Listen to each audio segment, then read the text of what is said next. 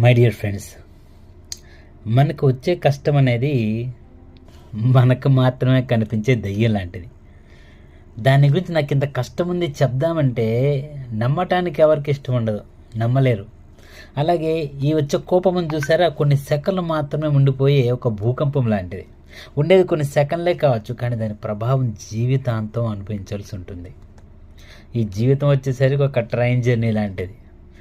మనం journey start చేసి వెళ్ళేటప్పుడు మనతో పాటు అందరూ మనతోనే ఉన్నట్టు ఉంటారు. కానీ మన జర్నీ ముగిసే లోపల ఒక్కొక్కరు దిగి వెళ్ళిపోతూ ఉంటే తెలుస్తుంది మన కోసం ఎవరు ఆగరని. ఈ కోపం కానీ, లేదా జీవితం కానీ, లేదా కష్టం కానీ, ఇవన్నీ కూడా మనవే. కానీ ఎప్పుడు మన అదుపులో ఉండవు, మన మాట వినవు, మనకి చెప్పి రావు. ఏమంటారు? కామెంట్లో తెలియజేయండి, ఇది కరెక్టా కాదా? You believe? Thank you.